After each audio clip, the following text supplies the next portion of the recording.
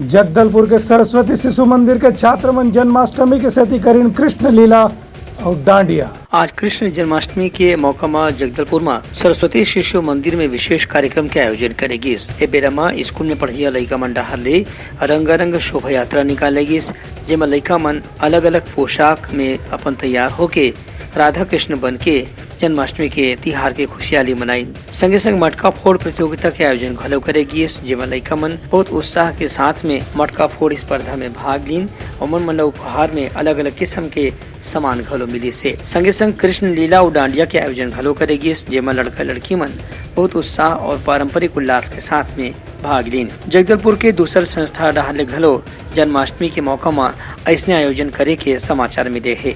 Bureau report उतलंघा news.